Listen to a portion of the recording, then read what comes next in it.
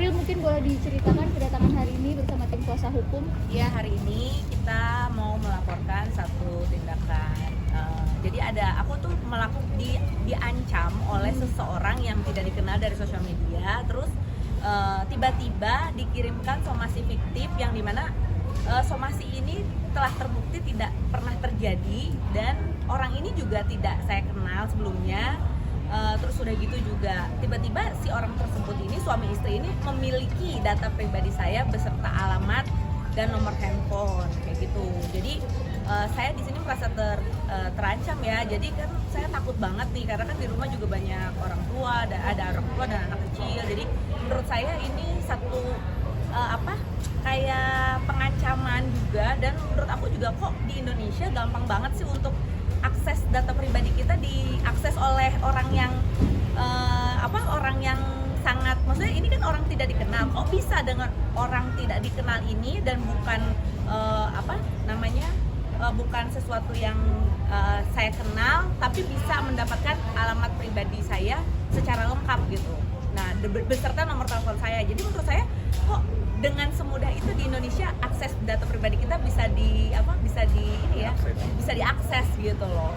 Jadi menurut saya sih ini concern banget ya buat pemerintah, buat masyarakat, kayaknya harus hati-hati banget sama data pribadi kita karena semudah itu loh data pribadi kita tuh diakses sama orang lain. Bahkan ini bukan instansi kayak pemerintahan atau hukum ya. Jadi ini orang biasa loh, kategorinya orang biasa.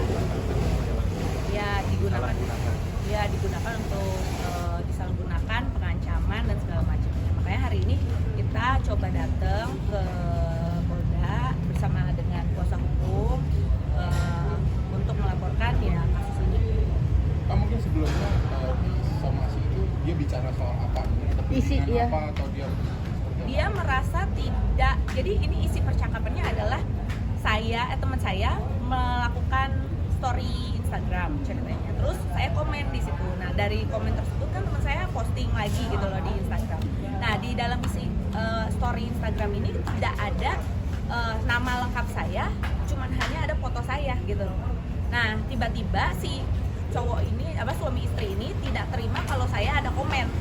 Nah, akhirnya dia DM ke Instagram saya untuk bilang gini, saya akan melaporkan kamu ya, saya akan mengirim somasi ke kamu ya, kamu tunggu aja gitu. Nah, saya bilang, loh kamu siapa? Saya nggak kenal gitu kan. Tiba-tiba kok kayak ngancem saya gitu. Terus habis itu besokannya, bayangin dalam cuman waktu 1 hari dia bisa langsung dapat alamat lengkap rumah saya beserta nomor rumah saya gitu dan nomor handphone saya. Padahal saya sama sekali literally ini nggak kenal orangnya. Tapi apa di story tempat kakak itu memang menyinggung Pak Sutri ini atau seperti apa? Jadi mereka itu ada bermasalah. Intinya mereka ada bermasalah. Aku cuman intinya komen bilang kok intinya aku ada komen lah tentang si cowok ini gitu. Nah, tapi si cowok ini merasa komenan saya itu menghina dia gitu loh.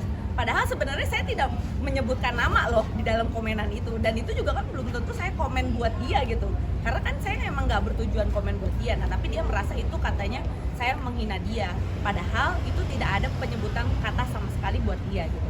Nah, dia merasa itu katanya kamu udah ikut campur ya dalam urusan ini dan segala macam. Akhirnya saya akan somasi kamu dengan pelaporan dan gitu dan segala macamnya. Nah, terus menurut aku kayaknya ini masalahnya cuman sepele gitu ya kan, kayak nggak mungkin banget sampai bisa dilaporin. Nah, tapi ternyata besokannya dia kirim somasi fiktif beserta kop surat lengkap dan mengatasnamakan seorang LBH gitu.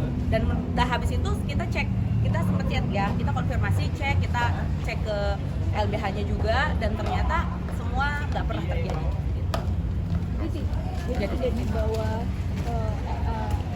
kuasa hukum tersebut. Iya, jadi pas kita cek bener nggak dia memberikan somasi ini, tapi ternyata mereka bilang enggak. Dan ya kop suratnya palsu, stempelnya palsu. Somasi itu di bulan apa? Baru sekitar bulan Juli lah. Berarti bisa bilang untuk menakut-nakuti kakak juga ya? Iya, betul. Ya, tujuannya seperti itu ya. Dan klien saya yang merasa terancam nyawanya dan keluarganya karena di rumahnya kan ada orang tua, ada anak-anak yang masih kecil. Tentu dengan adanya somasi fiktif ini memberikan menunjukkan adanya potensi ancaman terhadap nyawa gitu. Nah, disinilah letak pentingnya perlindungan data pribadi. Di sini data pribadi sudah dilanggar, alamat pribadi sudah diakses oleh mereka, nomor telepon pribadi juga, dan kemudian disalahgunakan untuk mengirimkan somasi palsu, somasi yang dibuat dengan cara pemalsuan gitu, digunakan terhadap klien saya untuk menakut-nakuti dan mengancam keselamatannya gitu. Hanya kita mengambil tindakan untuk melaporkan di Polda Metro Jaya. Nah, hari ini pasal apa yang diterapkan dan kira-kira berapa ancaman hukuman yang dia? Untuk pasalnya kita pertama menggunakan pasal 45B Undang-Undang ITE, kemudian kita masukkan juga pasal 263 KUHP tentang menggunakan data palsu, kemudian kita gunakan juga pasal 67 ayat 1 Undang-Undang Perlindungan Data Pribadi ayat 1 dan ayat 3-nya. Di situ ancamannya masing-masing 5 tahun pidana penjara maksimal dan juga denda maksimal 5 miliar untuk setiap ayatnya. Kemudian untuk yang ITE itu denda pidana penjara maksimal 4 tahun, denda maksimal 750 juta, dan kemudian untuk menggunakan surat palsunya itu pidana penjara maksimal 6 tahun. Nah, tapi sebelumnya ada indikasi pernah kenal nggak sih sama orang ini? Tidak pernah sama sekali. Benar-benar orang yang saya tidak kenal di sosial media, mutual pun tidak. Jadi benar-benar orang yang tidak dikenal tiba-tiba dapat nomor pribadi saya, nomor WA saya, tiba-tiba dapat alamat rumah saya, itu juga saya kaget dari mana bisa diakses gitu. Jadi makanya kenapa saya pengen ngasih tahu juga nih ke masyarakat, kayak kita harus hati-hati banget nih sama data pribadi kita ya, karena orang biasa aja bisa akses loh, bisa punya akses untuk dapat data pribadi kita kayak alamat rumah, nomor WA dan segala macam. Itu bahaya sekali ya. Itu bayangin kalau misalkan data pribadi kita disalahgunakan untuk bahan pengancaman atau seperti yang terjadi sama aku gitu. Oh, berarti ini yang dilaporkan individu per orang atau akun? Karena kan dibilang tadi tidak dikenal gitu kan, artinya tidak ada alamat atau nama yang bisa dituju gitu, Ya. atau akun aja yang Untuk laporkan. sementara informasi yang kami peroleh, nama lengkap ada, nomor KTP ada, dan akun Instagram gitu. Untuk alamat yang lain kita belum punya akses ke sana. Tapi sempat nggak dikasih tahu atau diparanin orang itu atau gimana? Ya komunikasi lah gitu, udah ada komunikasi belum? Apa gimana? Untuk saat ini sih kita udah kirim surat somasi. Kita udah melakukan somasi 2 kali. Nah, kemudian juga belum ada respon yang baik dari mereka, makanya kami terpaksa mengambil langkah hukum gitu saat ini. Tapi kakak sebelumnya pernah ada masalah sama orang apa gimana? Enggak sih, untungnya enggak ada. Jadi memang sama orang ini juga justru nggak kenal sama sekali kan, mutualnya pun nggak ada, jadi ya nggak pernah ada masalah sebetulnya kan. Makanya saya juga kaget kok bisa tiba-tiba dia dapat nomor WA saya, terus tiba-tiba dapat alamat rumah saya gitu. Makanya saya bingung gitu. Ya terus nge-WhatsApp pakai nomor palsu yang mengatasnamakan seorang advokat gitu. Tapi nggak ada indikasi penipuan ya? Atau minta sesuatu yang Tidak sih, tidak. Untuk saat ini tidak, paling pengancaman aja sih. Kak, tadi kan bilang saya teman kakak memang bermasalah. Mungkin dari yang terlapor ini merasa kakak ikut campur atau seperti apa? Mungkin ada omongan seperti itu? Dia sih di situ bilangnya saya suruh minta maaf ke dia. Di dalam isi somasi fiktifnya itu saya suruh minta maaf. Tapi kan untuk minta maaf atas dasar apa gitu loh. Nah, yang saya lihat lagi ternyata teman saya tuh ngasih tahu bahwa si orang ini suka nge-screenshot postingan perkataan minta maaf gitu loh. Jadi kayak kalau ada yang minta maaf, di screenshot terus diposting lagi sama dia, seakan-akan kayak ini orang tuh udah pada minta maaf loh ke gue dengan masalah itu. Jadi menurut saya kok kayak ini NPD gak sih orangnya gitu, kayak pengen haus akan validasi orang, kayak pengen orang tuh takut sama dia gitu.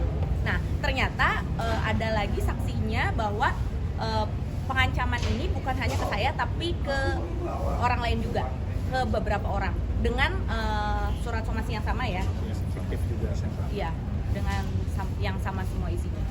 Kakak kan latar belakang kalau nggak salah DJ. Iya betul. Apa dengan kapasitas seorang DJ itu yang bisa mencemarkan nama baik kakak sendiri untuk meneror kakak ini, ada sangkut pautnya nggak? Ya pastinya kan, karena di situ jadi aku ada tangkapan screenshotan itu istrinya si suami ini bilang siapa nih cewek, gua akan cari, gua akan laporin, dan gue akan viralin. Nah itu bahasanya. Jadi menurut saya, wah ini ada indikasi dia bakal mencemarkan nama saya dong gitu. Karena kan di sini juga saya sebagai seorang influencer dan DJ juga kan akan merasa terganggu ya kalau misalkan memang ada berita-berita yang tidak baik terhadap saya. Gitu.